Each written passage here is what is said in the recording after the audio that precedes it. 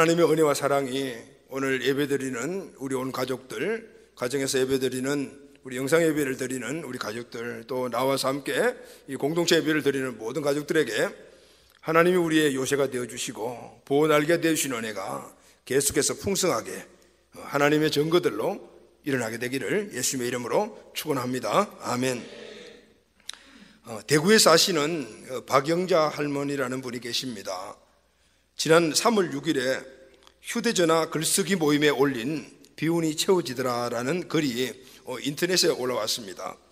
이 박 할머니께서 사는 곳이 대구인데 그것도 중구입니다. 대구 중구는 이 코로나 바이러스 이 감염증 방역의 최전선 전쟁터와 같은 곳입니다. 그런데 이분의 연세가 74세십니다. 특히 이번 이 전염병은 나이가 드신 분들, 면역력이 약하신 분들, 기존 기저질환자들이 좀 치명적이잖아요. 이 박 할머니는 환경과 자기 모든 것들이 참으로 가장 현실적으로 안 좋은 것들을 다 갖고 계신 그런 분이십니다.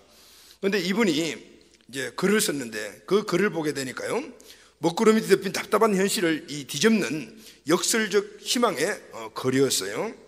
어렵고 힘든 많은 분들에게 그 글을 읽으면은 정말 시원한 사이다 한 잔 딱 먹는 것과 같이 그런 시원함을 느끼는 그런 글입니다.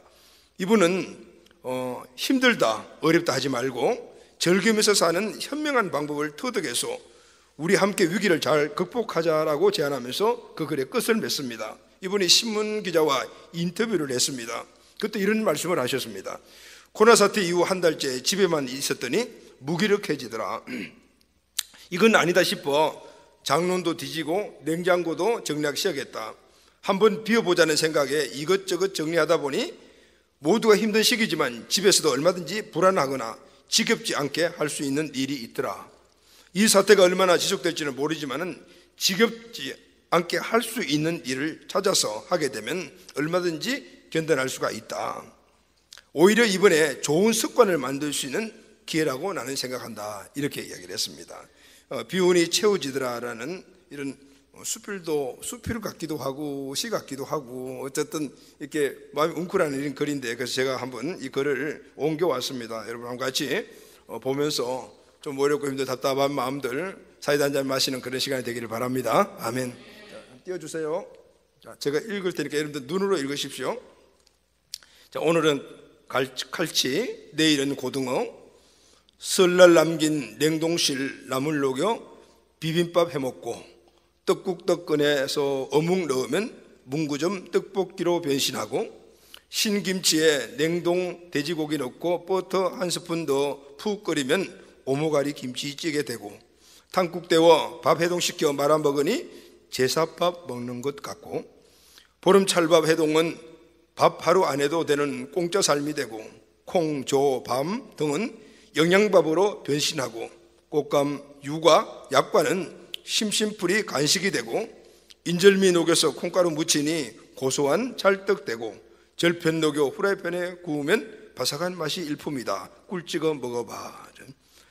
작년 가을 깊숙이 모셔둔 송이는 아들 오는 날 별식이 되고 꽁꽁은 불린 미역으로 살뜨물 넣어 담백한 미역국도 끓이고 제사 때 쓴 북어포는 무 빚어 넣고 계란포로 해장국 끓이고 명란젓 얼린 것으로 계란찜도 하고 새우젓 넣고 잘생긴 무에 쪽파 넣어 봄깍두기 만들고 묵은지 두어 번 씻어 찬밥에다 달래장 살짝 얹어 먹으면 입안에 봄이 강가득. 돌덩이 같은 시래기 꺼내어 멸치 육수에 콩가루 묻혀 국 끓이면 무도 한 칼 넣고 콩가루가 몽골몽골 입안으로 절로 넘어간다. 냉동실 발가벗고 나니 은행 갈 일 별로 없고 한 달 생활비가 고스란히 남아있어 부자 된 기분이다.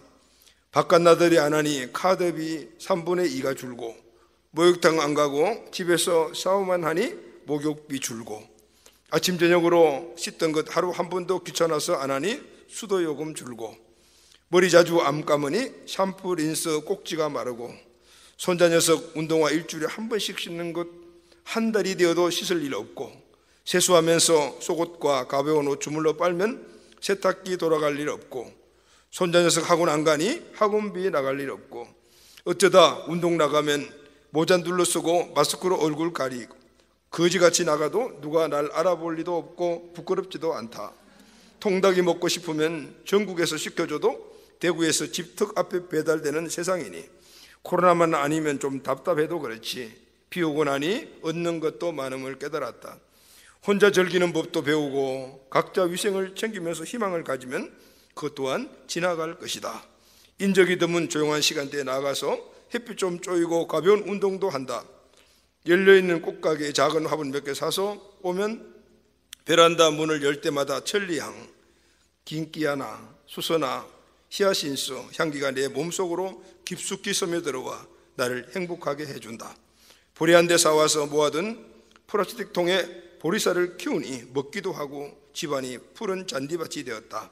힘들다 어렵다 하지 말고 즐기면서 사는 현명한 방법을 터득해서 우리 함께 위기를 잘 극복하자. 여러분 어떻게 좀 들으니까 마음이 좀 시원한 느낌 드시죠? 아멘. 이 박할머니는 참으로 연세가 많으신 분이신데 건강한 생각을 하고 계신 것 같습니다. 여러분 지금 이 시대에 건강한 생각이 참 중요합니다. 우리가 살다 보면 이 코로나 바이러스와 같은 환영하지 않는 그런 어려움들이 불충격으로 우리를 찾아옵니다.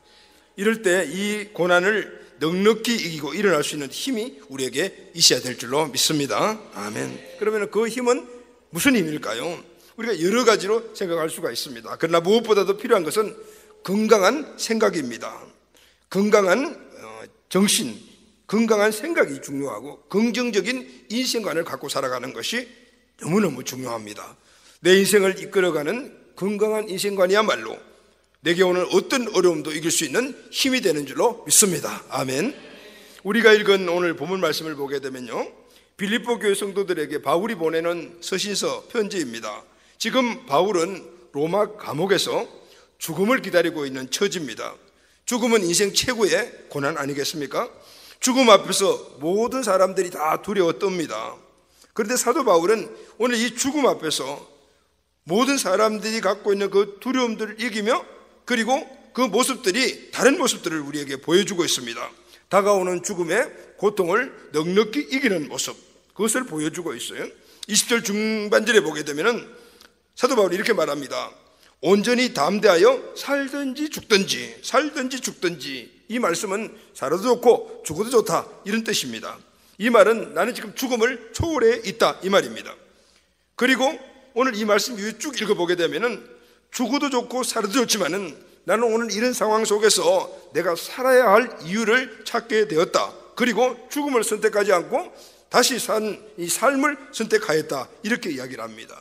다시 말하게 되면은 죽음을 이기고 승리하는 삶을 살게 되었다, 그 말입니다. 죽음과 그리고 삶이 함께 어우러져 있는 그 고난의 현장에서 사도 바울은 죽음을 이기고 그리고 새로운 삶을 사는, 그 삶을 선택하는 그런 역사를 일으키는 것입니다. 여러분, 사도 바울이 죽음이라는 고난을 이기고 삶을 선택하며 승리하게 된 힘이 무엇이죠? 바로 이 사도 바울이 갖고 있는 건강한 생각, 건강한 인생관, 바로 믿음을 통해서 사도 바울이 갖고 있는 긍정적인 인생관을 갖고 있었기 때문이었습니다. 바울의 일생에 따르는 모든 고난들, 엄청난 그 모든 고난들을 이기는 힘도 바울의 이 긍정적인 인생관 때문이었습니다. 여러분, 인생관이 무엇입니까? 인생관은 무엇을 인생관이라고 말합니까? 자, 우리말 사전을 보게 되면 인생관이라는 말을 이렇게 정의하고 있습니다. 인생과 세상에 관하여 가지는 의견, 즉 인생의 의미, 인생의 가치, 인생의 목적 등을 이해하고 평가하여 내려진 전반적인 사고 체제다, 이렇게 말하고 있습니다. 즉 우리가 살아가는 인생에 있는 의미, 가치, 그리고 또 목적, 이런 것들을 이해하고 평가해서 나름대로 내려진 전반적인 전체적인 포괄적인 사고 체제를 자기 인생관으로 삼고 그렇게 그 인생관대로 살아가는 겁니다. 영어는 view of life라고 표현합니다. 인생관이란 내가 인생을 어떻게 보느냐 관점입니다. 이 인생관은 내가 인생을 무엇이라고 생각하는가, 인생의 본질이 무엇인가, 인생의 가치는 무엇인가, 이런 것들을 총종합화해서 내가 갖고 있는 사고체제, 이게 바로 인생관입니다. 사람들은 자기가 만들어진 이 인생관을 따라서 살아가게 되어 있습니다. 어떤 인생관으로 사느냐에 따라서 고난이 디딤돌이 될 수도 있고 오히려 거침돌이 될 수도 있습니다. 사도 바울을 죽음맞이 이기한 바울의 인생관은 어떤 것일까요? 그리고 오늘 우리는 이 사도 바울의 인생관을 담기를 원합니다. 아멘. 우리는 어떤 인생관으로 살아가야만이 넉넉히 이기는 삶을 살 수 있을까? 오늘 본문이 주실 말씀으로 우리 모두가 넉넉히 이기는 승리하는 인생관을 소유하게 되기를 예수님의 이름으로 축원합니다. 아멘. 첫 번째, 오늘 사도 바울의 인생관을 보게 되면 희망적인 인생관을 가지고 있었습니다. 우리도 이 사도 바울이 갖고 있는 희망적인 인생관을 가지고 살아가야 합니다. 오늘 보면 19절 말씀을 보면요, 이렇게 기록이 되어 있죠. 이것이 너희의 강구와 예수 그리스도의 성령의 도우심으로 나를 구원에 이르게 할 줄 아는고로. 지금 사도 바울이 빌립보 성도들에게 편지를 쓰는데 이렇게 말하죠. 이것이라는 이 말은 지금 현재 바울이 처해 있는 상태, 지금 환경을 말합니다. 어떤 환경이죠? 감옥에 갇혀 있어요. 13, 14, 10절 말씀 쭉 보면 나의 매임이라는 말로 표현하고 있습니다. 사도 바울은 감옥에 매여 있습니다. 바울은 지금 감옥에 매여 있을 뿐만 아니라 언제 죽을지 모르는 그런 상태에 있습니다. 이런 상태를 헬라어에서는 아폴리아라는 단어를 사용했는데요, 이 아폴리아라는 단어는 보통 우리가 겪는 위기보다는 훨씬 더 심각한 절체절명의 위기 상황, 이것을 표현할 때 아폴리아를 사용합니다. 우리가 이런 말을 하잖아요. 막다른 골목에 이르렀다. 어떻게 해볼 수 없는 상태네, 길이 없네, 출구가 없네. 자, 이런 이야기를 우리가 할 때는 극한 절망 속에 내 힘으로는 도대체 뭔가를 할 수 없는 그런 상황에 처했을 때 이런 이야기를 하지 않습니까? 지금 사도 바울이 바로 그런 상황에 처해 있습니다. 바울은 자신의 힘으로는 어떻게 할 수 없는 그런 한계 상황에 처해 있는 것이죠. 그런데 바울은 이런 상황을 어떤 태도로 보고 있습니까? 만약에 우리가 이런 상황에 처해 있을 때 우리는 그 자리에서 어떤 태도를 가질까요? 사도 바울은 어떤 태도로 그 상황을 보고 있습니까? 본문 말씀을 보면 이렇게 말합니다. 나를 구원에 이르게 할 줄 아는고로. 나를 구원에 이르게 할 줄 아는고로. 이 말은 내가 이런 상황 속에 처해 있지만은 그러나 나는 이 감옥에서 구원 받을 것이다. 아멘. 안 죽는다. 절대 죽지 않는다. 바울은 지금 절망적인 이 환경 속에서 절망적인 태도가 아니고 희망적인 태도를 갖고 그 절망적인 환경을 보고 있는 것을 볼 수 있습니다. 그리고 나는 분명히 이 환경에서 구원 받을 것이다 라고 희망을 선포합니다. 할렐루야. 이것이 바로 바울의 인생관입니다. 어떤 환경이든 간에 긍정적인 생각에서 나오는 이 희망적인 인생관을 가지고 그 환경을 바라보고 그리고 그 환경에서 희망을 선포하는 것, 이것이 바로 바울의 희망적인 인생관이었어요. 바울은 수많은 어려움을 당했지만 어디에서나 어떤 환경을 만나더라도 바로 이 인생관으로 그는 승리하게 되었던 것입니다. 할렐루야. 사랑하는 여러분, 우리도 마찬가지입니다. 우리가 인생을 살다 보게 되면은 수많은 감옥을 만납니다. 사도 바울이 지금 감옥에 갇혀 있듯이 우리도 수많은 감옥들을 만납니다. 질병의 감옥, 가난의 감옥, 실패의 감옥, 그리고 능력 한계 감옥, 부정적인 있는 사고의 감옥, 상처 감옥 등등 수많은 감옥들에게 우리가 갈 때가 있습니다. 어떤 감옥이 나를 찾아와도 그 감옥의 현장에서 탈출할 것이다, 구원받을 것이다 라는 희망적인 인생관을 사도 바울과 같이 가져야 될 줄로 믿습니다. 소극적, 부정적, 그리고 비판적인 인생관이 아니라 적극적이고 낙천적이고 희망적인 인생관을 가질 때, 그리고 그 자리에서 그 절망적인 상황을 하더라도 희망을 선포할 때 그 자리가 희망의 자리가 되는 겁니다. 아멘. 그래서 사도 바울은 성경 전체를 보게 되면 항상 이런 선포를 합니다. 어떤 상황 속에서든지 희망적인 선포를 합니다. 빌립보서 4장 13절 말씀에는 내게 능력 주신 자 안에서 내가 모든 것을 할 수 있느니라. 로마서 8장 35절 39절 말씀을 보면 누가 우리를 그리스도 사랑에서 끊으리요? 환난이나 공고나 박해나 기근이나 적신이나 위험이나 칼이라. 그러나 이 모든 일에 우리를 사랑하시는 이로 말미암아 우리가 넉넉히 이기느니라. 아멘. 수많은 고난 가운데서도 나를 여전히 사랑하고 계시는 그 하나님이 오늘 우리를 넉넉하게 이겨주신다, 이겨 해주신다. 오늘 이 인생관, 이 가치관을 갖고 있게 되면 어떤 환경 속에서 사도 바울과 같이 우리도 승리하게 될 줄로 믿습니다. 예수님도 말씀하셨습니다. 마가복음 9장 23절을 보면 할 수 있거든이 무슨 말이냐, 믿는 자에게는 능히 하지 못할 일이 없느니라. 아멘. 예수 안에, 예수를 믿는 믿음으로 긍정적인 인생관을 가지고 어떤 상황에서도 그 긍정을 선포하게 되면 그 자리가 긍정이 이루어지는 자리가 되는 겁니다. 할렐루야. 요즘 우리를 낙심시키는 소식들이 신문지상과 매스컴을 가득 채우고 있습니다. 그래서 많은 사람들이 낙심하고 실망을 합니다. 어렵다, 힘들다, 그리고 내일을 생각하면 더 힘들 것이다 라고 그렇게 말을 합니다. 사랑하는 가족 여러분, 우리도 바울처럼 지금 상황이 어려운 건 맞지만, 그러나 이 어려운 난관 앞에서 오늘 우리가 이 모든 상황들을 긍정적인 태도로 보고, 그리고 이 자리에서 희망을 선포하는 인생관을 갖게 되기를 주의 이름으로 축원합니다. 반드시 그 믿음과 인생관에 의해 선포된 것들이 이루어지게 될 줄로 믿습니다. 자, 근데 여러분, 우리가 중요하게 알아야 될 것이 하나 있습니다. 바울이 이 희망의 선포를 했는데 이 희망의 선포는 자신의 신념에서 나온 것이 아니다 그 말입니다. 그러면은 이 바울의 희망의 선포는 어디서 나왔습니까? 그 답이 19절입니다. 너희의 강구와 예수 그리스도의 성령의 도우심으로. 두 가지가 나오죠. 너희, 즉 너희는 빌립보 성도들입니다. 그 빌립보 성도의 강구와 예수 그리스도의 성령의 도움으로 나는 오늘 이 자리에서 분명히 구출받고 구원받고 살게 될 줄로 믿는다, 이렇게 이야기를 하고 있습니다. 두 가지가 뭐죠? 강구와 성령의 도우심입니다.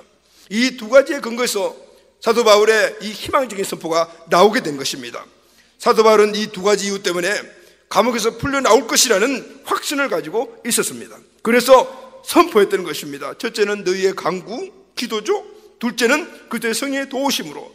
첫째는 함께하는 기도, 두 번째는 그리스도를 믿는 사람들에게 주어진 성령의 능력으로. 오늘 빌립보 성도들이 모두가 함께 바울을 위해서 기도하고 성령의 도우심을 내가 받게 되게 되면 나는 분명히 이 감옥에서 나올 수가 있다. 할렐루야 하면 이 말입니다. 그래서 사도 바울은 이렇게 선포를 합니다. 본문 25절이죠. 내가 살 것과 너희 믿음의 진부와 기쁨을 위하여 너희 무려 함께 구할 이것을 확실히 아노니. 너희가 나를 위하여 기도하고 그리고 성령님께서 우리를 도와주시면 분명히 나는 감옥에서 나와서 너희와 함께 살게 될 것이다. 이것을 내가 확신한다. 사랑하는 여러분, 그렇습니다. 우리도 이 어려운 현실을 맞고 있지만 우리 모두가 함께 기도하고 함께 성령의 도우심을 받으면 분명히 우리 각각의 모든 어려운 상황에서 이 위에서 탈출하게 될 줄로 믿습니다. 그래서 우리는 어려움이 크면 클수록 더 함께 기도해야 합니다. 오늘 우리가 함께 모여서 기도할 수 없는 그런 상황이지만은 그냥 시간을 정해놓고 그리고 한 기도 제목으로 함께 기도하고 함께 성령의 충만을 얻게 되면은 오늘 각각 우리에게 주어지는 모든 어려운 현실들은 오늘 희망의 선포를 통하여서 너끈하게 구원받고 새롭게 바뀌는 역사가 일어나게 될 줄로 믿습니다. 그래서 우리는 더 기도해야 되고 성령의 더 큰 능력을 사모해야 합니다. 담대함으로 넉넉히 이기고 승리하게 될 줄로 믿습니다. 이런 긍정적이고 희망적인 인생관을 소유하게 되기를 예수님의 이름으로 축원합니다. 아멘. 자, 두 번째는요, 넉넉히 승리하는 삶. 어떤 환경, 어떤 어려움 속에서도 넉넉히 승리하는 삶은 무엇일까요? 두 번째는 타인 중심의 인생을 가지고 살아야 합니다. 사도 바울은 어려운 상황이 처해질수록 자기 본의, 자기 위주, 자기 욕망, 자기 목적의 삶이 아니고 항상 이타적인 삶을 살았어요. 타인을 위한 삶을 살았다.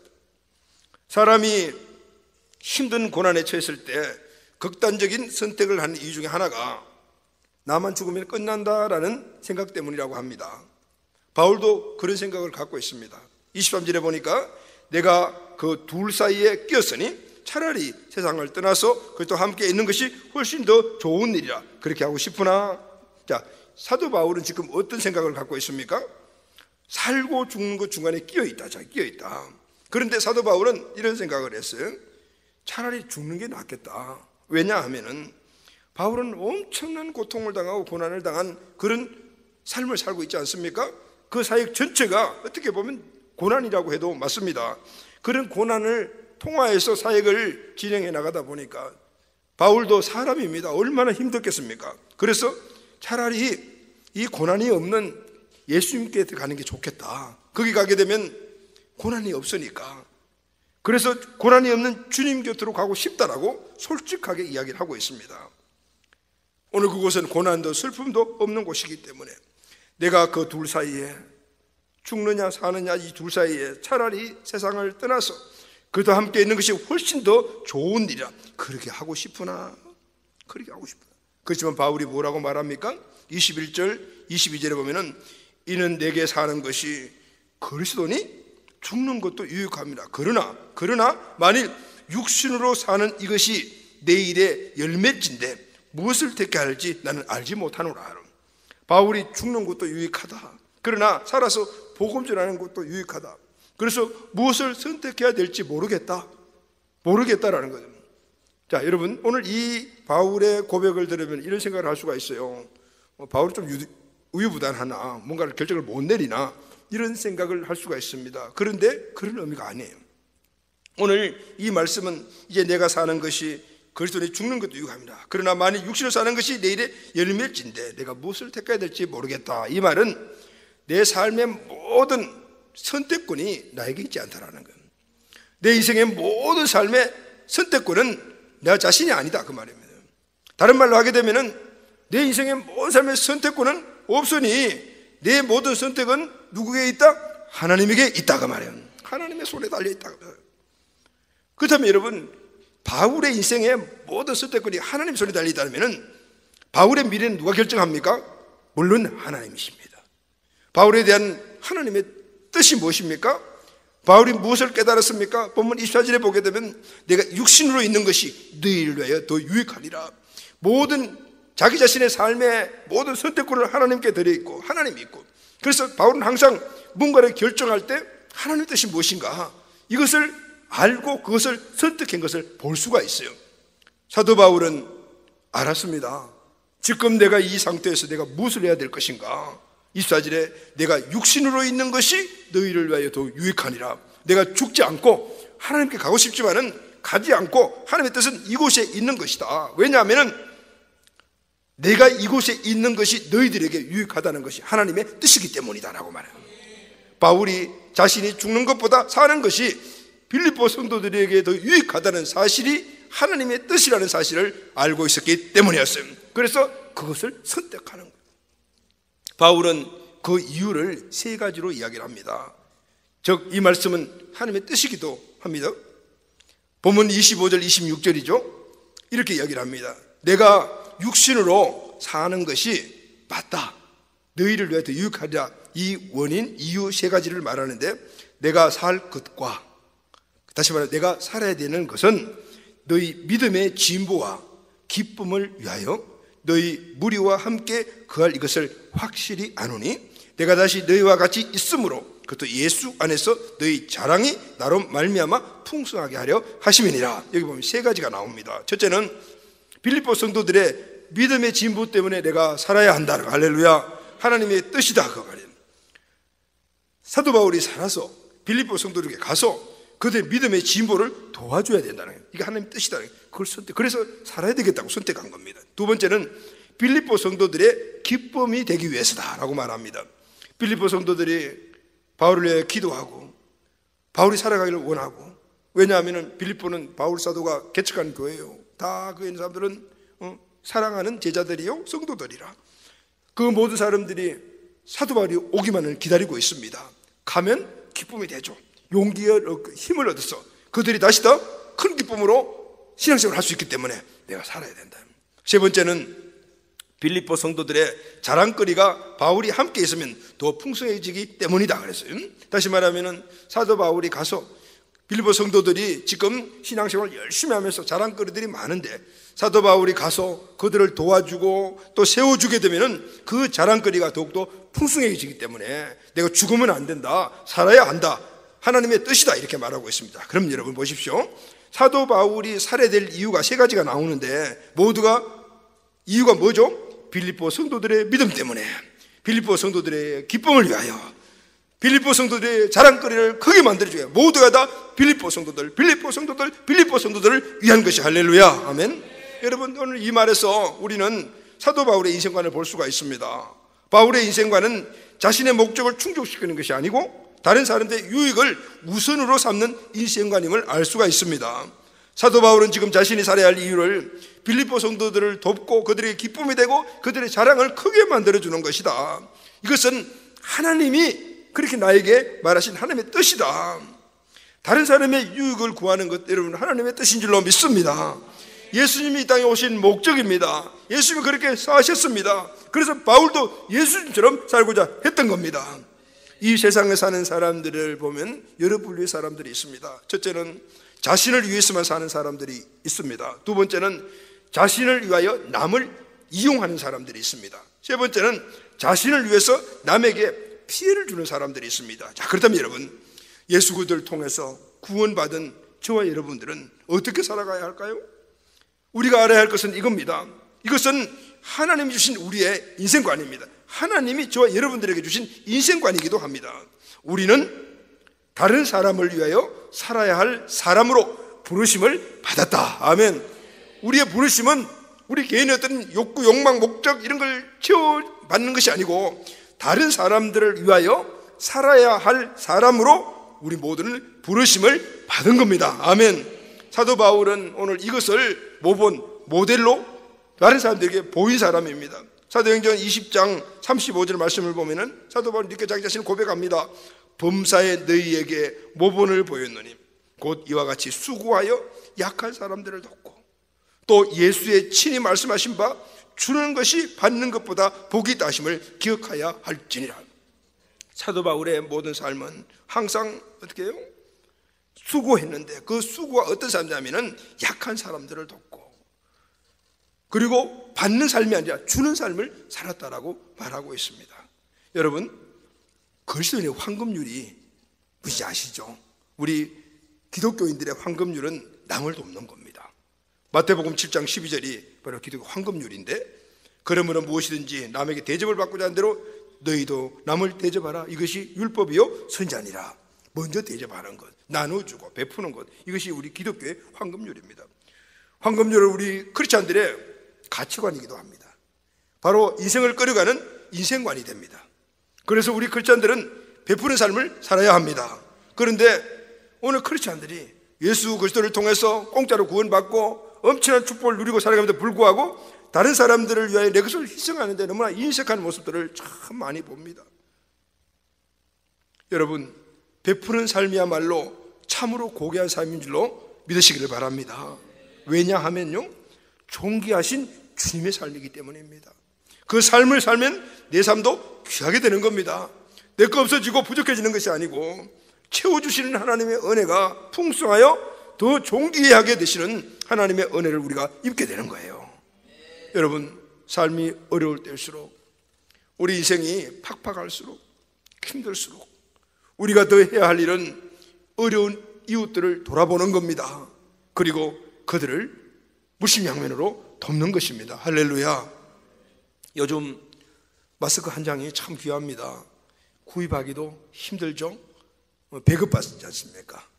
이 배급받는다라는 말은 제가 60대 이제 후반의 나이인데 처음 듣는, 내 인생에서 처음 듣는 말입니다. 예전에 일제시대를 겪고 6.25를 겪었던 우리 할아버지, 우리 아버님들은 이 배급받는다라는 말을 자주 하셨어요. 여러분, 배급받는다는 게 뭡니까?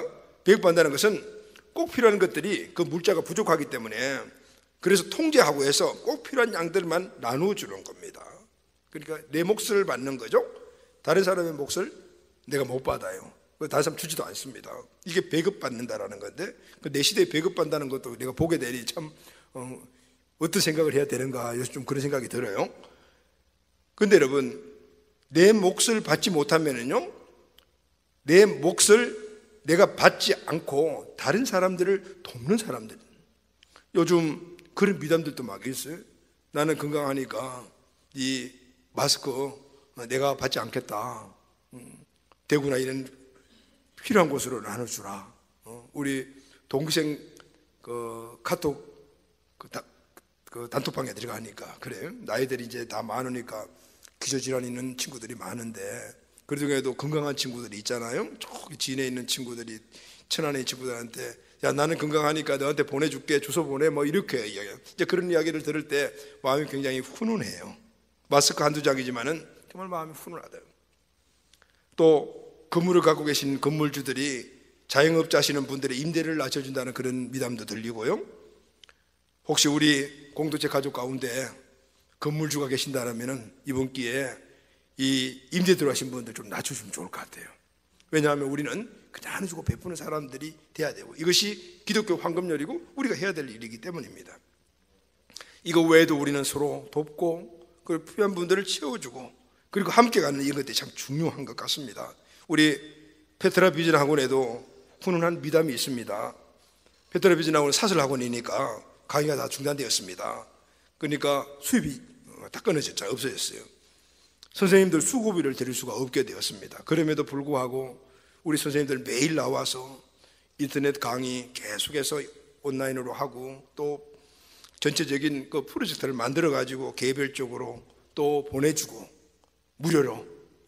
그래서 우리 아이들이 집에서 그냥 텔레비나 핸드폰 갖고 놀지 않도록 그렇게 이끌어주고 집까지 직접 강의 교환도 갖다 나눠주고 그리고 또 학원 밑에 내려가서 EM도 나눠주면서 지나가는 분들에게 좋은 일도 하고 이렇게 참 감사하기도 하지만 눈물도 나고 뭐 어떻게 표현해야 될지 모를 것 같아요. 자, 여러분, 우리는 언젠가 주님을 만나게 됩니다. 여기에는 예외가 없습니다. 이때 나의 인생의 진정한 평가는 무엇으로 내려질까요? 우리가 예수님 앞에 섰을 때 세상에서 내가 얼마나 많이 소유했는가. 주님, 나는 주님 주신 축복으로 이때만큼 이런 것들을 소유하고 누리고 살다 왔습니다. 이게 평가의 기준이 아니다. 세상에서 내가 얼마나 주님 주신 것을 남을 위해서 흘려보내는 이 축복의 삶을 살았는가. 이것이 바로 평가의 기준이다. 그래서 예수님 이렇게 말씀하셨습니다. 요한복음 15장 12, 13절 보면은 내 계명은 곧 내가 너희를 사랑같이 너희도 서로 사랑하는 것이니라. 아멘. 여러분, 많이 어렵습니다. 마음도 어렵고 또 환경도 좀 그렇고 앞으로 장기간 가게 되면 더 그럴 것 같아요. 이런 어려울 때일수록 여러분 우리의 어려운 이웃을 보는 눈들이 되기를 주의 이름으로 축원합니다. 그리고 이런 것도 함께 나누고 베푸는 이 황금률을 실천하는 우리 공동체 가족들이 다 되시기를 예수님의 이름으로 축원합니다. 아멘. 마지막으로요, 사도 바울의 인생관, 극심한 그 감옥과 죽음 앞에서 이겼던 그 인생관은 어떤 인생관일까요? 그리스도 중심의 인생관이었어요. 예수님 중심이에요. 할렐루야. 감옥에서 죽음을 눈앞에 둔 극한 고난 가운데 있는 바울이 간절한 기대와 소망은 무엇입니까? 오늘 보면 20절에 보면은 이렇게 말합니다. 나의 간절한 기대와 소망을 따라 아무 일이든지 부끄러워하지 아니하고 지금도 전과 같이 온전히 담대하여 살든지 죽든지 내 몸에서 그리스도가 존귀하게 되려 함이니라. 아멘. 사도 바울의 지금 이 상태, 이 상황에서의 인생과는 그리스도가 존귀하게 되게 하려 하나니. 이 말 앞에 어떤 수식어가 붙어 있습니까? 온전히 담대하여 살든지 죽든지 내 몸에서라는 수식어가 붙어 있습니다. 살고 죽는 것이 문제가 되는 것이 아니다. 살게 되면 자신의 삶을 통해서, 죽으면 그 죽음 자체를 통해서 나를 통하여 그리스도가 존귀하게 되어야 한다. 이것이 사도 바울의 인생관입니다. 사나 죽으나 중심은 그리스도. 할렐루야. 이것이 바울은 어떤 고난에서도 넉넉히 이기게 만든 인생관이었습니다. 이 인생관을 갖고 있기 때문에 바울은 이런 선포를 항상 했어요. 갈라디아서 2장 20절 말씀 보면 내가 그리스도와 함께 십자가에 못 박혔나니 그런즉 이제는 내가 산 것이 아니요 오직 내 안에 그리스도께서 사신 것이라. 이제 내가 육체 가운데 사는 것은 나를 사랑하사 나를 위하여 자기 몸을 부르신 하나님의 아들을 믿는 믿음 안에서 사는 것이니라. 어떤 상황에서도 이 선포가 입술에 나와요. 로마서 14장 7, 8절 말씀 보면은 우리 중에 누구든지 자기를 위하여 사는 자가 없고 자기를 위하여 죽는 자도 없도다. 우리가 살아도 주를 위하여 살고 죽어도 주를 위하여 죽나니 그러므로 사나 죽으나 우리는 주의 것이니라. 아멘. 자, 그럼 여러분, 바울은 어떻게 자신의 몸으로 그리스도가 존귀하게 된다라고 말합니까?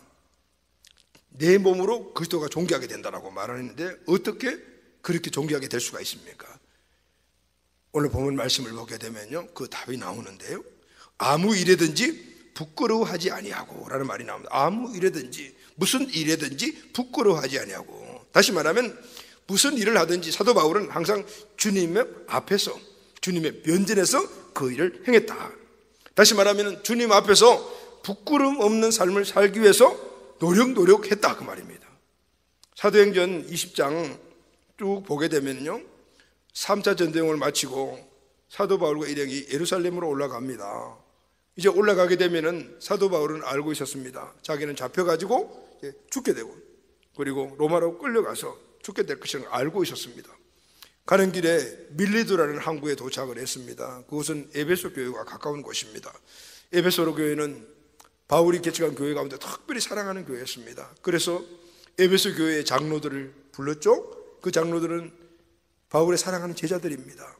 불러서 그들에게 고별 설교를 합니다. 이제 다시는 이 사랑하는 제자를 볼 수 없는 그런 환경에서 사도 바울은 뭐라고 말합니까? 33절 35절 보면은 내가 아무의 은이나 금이나 의복을 탐하지 아니하였고, 사도 바울은 니들이 알다시피 나는 내 자신의 어떤 욕망이나 욕구나 내 목적으로 사는 것이 아니다. 범사에 여러분에게 모범을 보였다. 모든 것들을 너희들 알지 않냐? 내가 그렇게 사랑을 보지 않았냐? 사도 바울은 제자들 앞에서 항상 어디서 누구든지 그리스도인으로서 부끄럼 없이 살았다 그 말입니다. 그런데 여러분, 오늘 우리도 이 초심의 마음을 가지고 살아갑니다. 그런데 그것이 끝까지 가지 못하는 그런 어려움들이 우리에게 있어요. 그런데 사도 바울은 뭐라고 말합니까? 이 초심이, 이 그리스도 앞에 살아가는 삶이 나는 변하지 않았다, 바뀌지 않았다. 지금도 전과 같이 온전히 담대하여 라고 말합니다. 바울은 지금도 전과 같이 그렇게 살고 있다, 그래서 담대하게 살고 있다, 변함은 없다 이 말입니다. 바울이 예수님 중심의 인생과는 처음과 끝이 변함이 없었습니다.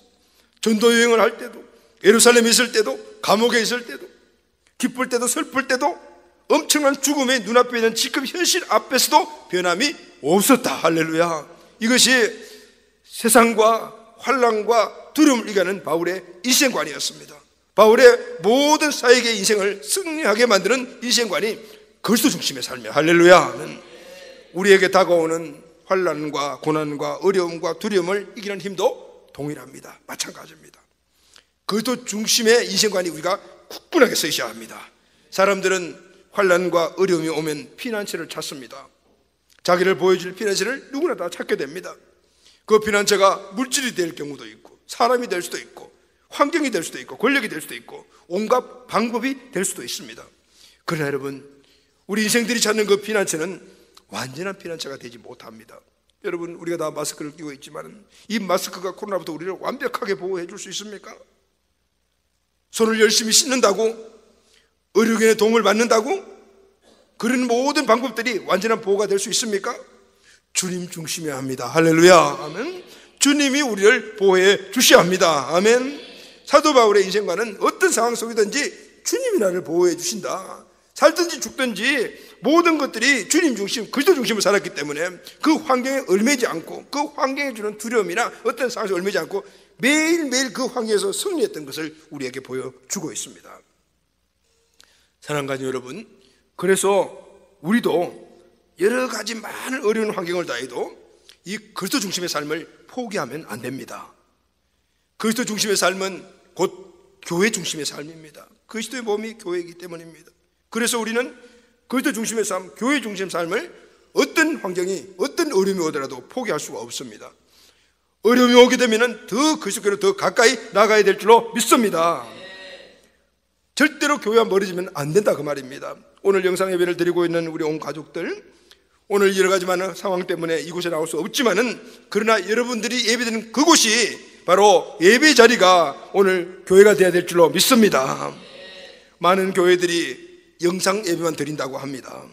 정부도 가정에서 드리는 영상 예배를 적극적으로 무기한으로 지금 권장을 하고 있습니다. 어제부터 시작을 해서 공무원들이 계속 교회를 찾아옵니다. 일부 예배 때도 왔다 가고, 그리고 이전에는 예배를 못 드리게 하겠다고 막 엄포를 놓더니 이제 조금 완화가 되어가지고 여러 가지 몇 가지 조건을 주면서 꼭 지키고 예배를 드리라, 이렇게 지금 이야기를 하고 있습니다.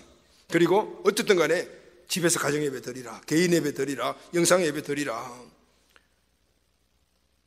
사람들로부터 교회가 예배를 드리지 말라는 일을 이야기할 때는 참 마음이 아픕니다. 그러나 또한 어려움들에 처해있는 이 국가적인 현실을 봐서 우리가 해야 될 일도 있고, 그러니까 우리가 지혜롭게 해야 될 줄로 믿습니다. 그러나 중요한 것은 오늘 우리는 예배 드리는 걸 포기하면 안 됩니다. 이제 가정에서 예배 드리는 분들은 지금은 예배를 잘 드릴 수 있을지 모르지만 이것이 한 달, 두 달, 석 달 가게 되면 엄청난 문제가 생기게 됩니다. 마귀는 교회 공동체성을 지금 파괴하려고 합니다. 그래서 현대는 개인주의, 이기주의잖아요. 편의주의, 이걸 계속해서 추구하고 있습니다. 그래서 가나안 성도들이 나온 겁니다. 그런데 지금 가나안 성도를 아예 법적으로 인정하는 그런 추세까지 막 가고 있는 거예요. 여러분, 이럴 때 우리는 한시적으로 불가피하게 가정예배나 개인예배나 영상예배를 드리지만은 이것을 당연시하지 않고 우리 공동체 예배에 모든 마음과 중심이 있어야 될 줄로 믿습니다. 오늘 가정에서 예배를 드리고 있지만 그것이 바로 공동체 예배라는 이런 마음의 중심의 인식이 있어야 되는 거예요. 그래서 우리는 항상 그리스도 중심, 교회 중심의 신앙을 굳건하게 할 때 사도 바울이 어떤 어려움도 이 그리스도 중심의 삶으로 이겼듯이 우리도 모든 삶 안에서 우리에게 다가오는 이 어려움들을 너끈하게 이기며 나아가게 될 줄로 믿습니다. 사랑하는 가족 여러분, 오늘은 바울이 세상과 두려움을 이긴 인생관을 우리가 함께 생각해 보았습니다. 코로나 바이러스로 인해 발생되는 어려움들은 우리의 모든 분야에 큰 어려움을 가져주고 있습니다. 개인의 신앙들이 많이 흔들려 가고 있고 또 교회는 세상으로부터 흔들림을 지금 당하고 있습니다. 이 어려운 현실들이 언제 끝날지 모릅니다. 그래서 우리는 이 현실을 그냥 비관하고 불평하고 원망하고 앉아있을 것이 아니라 오늘 이 현실을 박 할머니와 같이 이기고 일어나야 될 줄로 믿습니다. 그 이겨내는 힘은 오늘 사도 바울이 갖고 있던 인생관입니다. 모든 상황에서 믿음으로 얻어진 긍정적인 것을 가지고 긍정적인 사고와 생각을 가지고 그 모든 상황들을 바라보는 희망적인 인생관을 갖게 되기를 주의 이름으로 축원합니다. 그리고 어렵다 힘들지만은 그러나 내가 보면 도와줘야 될 사람들 그리고 긍휼을 베풀 사람들이 있기 마련입니다. 우리의 황금률을 실천할 수 있는 우리 크리스찬들이 되기를 바랍니다. 항상 우리 삶의 중심은 그리스도 교회입니다. 이 인생관이 흔들리면 우리 신앙 전체가 뿌리가 흔들리지는 겁니다. 속히 하나님께서 오늘 이 어려움들을 다 물리쳐 주시고 우리 공동체 온 가족들이 이전과 같이 함께 모여 기쁨으로 즐거움으로 예배할 수 있는 날을 속히 줄 줄로 믿습니다. 이 은혜들 항상 마음속에 새겨두고 결코 신앙이 흔들리지 않고 우리 가정에서 또 함께 모여 공동체 예배에서 매일 힘을 얻는 우리 가족들이 다 되시기를 예수님의 이름으로 축원합니다. 아멘.